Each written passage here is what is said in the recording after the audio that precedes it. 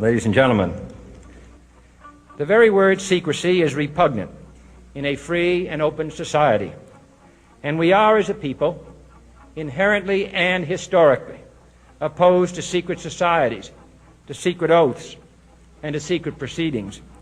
Mostly start out of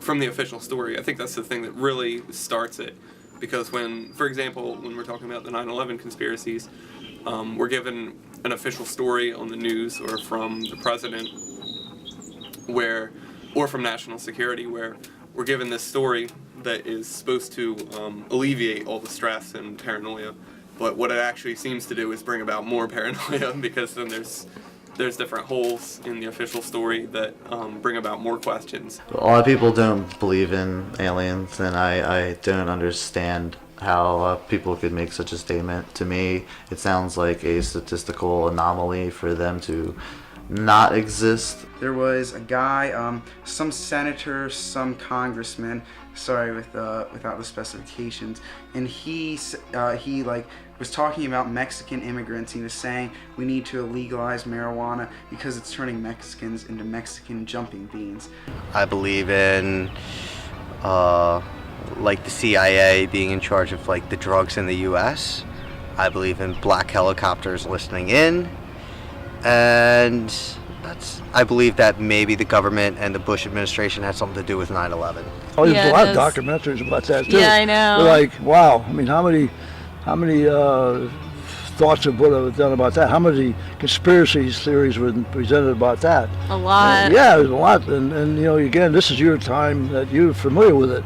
But again, you know, it's and yeah, it bothers me. It's like you talk about conspiracies. I'm also concerned about that. There's certain powers that control not only the United States, but basically in effect the control Illuminati. the world. Hopefully our government isn't so cruel that it could just murder people like that. There is a truth, though. I mean, can we know it? That's really up for grabs. You kind of have to look at both sides and just filter it through yourself. I think you can definitely tell bullshit when you see it. I think that goes for pretty much anything. You can tell when someone's lying for the most part. I mean, some people are really good at it, but I think you can tell. It's almost just like a feeling. Madly playing the piano while puffing a joint, leading to murder. Well, the reason it all happened wasn't because it makes you crazy or because there's anything wrong with it. It's actually the exact opposite. It's actually a plant that in the dawn of the pharmaceutical industry's wake and the Industrial Revolution, they had this they had a vendetta against marijuana because they could be used for so many different things. So the DuPonts and the timber industry and a lot of these like bureaucrats funded for these lobbyists to make it illegal so that they continue to make money off of it, because before that marijuana was the country's biggest cash crop. It was used for all kinds of medications. How much do you trust the government? Not at all. I have no trust for the government at all. I have this feeling that the government has a lot more power than we know, and that they inform us for their own purposes, not necessarily because it's the truth. Well, excuse me, I think that, you know, the government, it's unusual. You just wonder. I really sometimes wonder if it's really have the interest of people. And the systems are going to collapse eventually because they're a house of cards. They're built on, you know, their foundations are weak, and nothing built on a weak foundation can last. It's basically a alignment between the sun, the earth, and the center of the galaxy. It's like this giant black hole. It's like they call it the dark rift, and they're coming into an alignment that I guess would cause some sort of magnetic polar shift, therefore causing earthquakes and lots of catastrophe and things. But truly, in the state of the earth and the bigger scheme of things, it would be a good thing. Kind of like the tower. Yeah, it's kind of messed up to say it that way, but exactly. Yeah, I'm thinking of like the tarot card, the tower, where it's like you kind of get illumination through collapse because the false structures are coming down. we are people. A lot of people believe that we are exchanging people through abductions, for them to just do like testing on, regardless of what they want to do, I guess. Oh shit!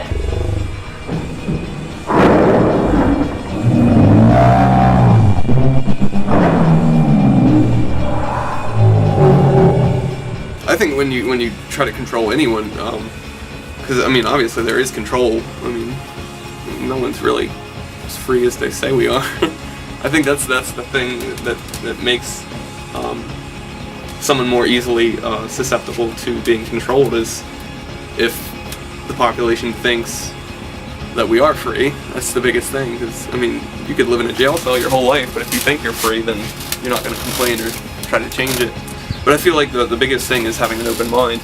When I mean, we should study these things, even though they could be paranoid or they could be completely false. But I think it's something that,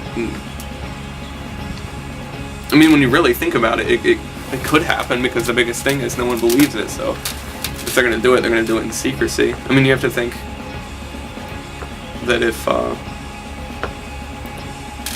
I mean, not saying that we would do anything like that, but I'm saying, like, if you were in their shoes and you really wanted the population reduced, you wouldn't go around telling anyone, right? So you'd have to do it in secrecy, and I think that's what makes it definitely possible, because no one believes it, really. There's not many people on the planet that actually believe that could be carried out. So I think the biggest thing is to know that it's possible and viable, and the biggest weapon against it is just information.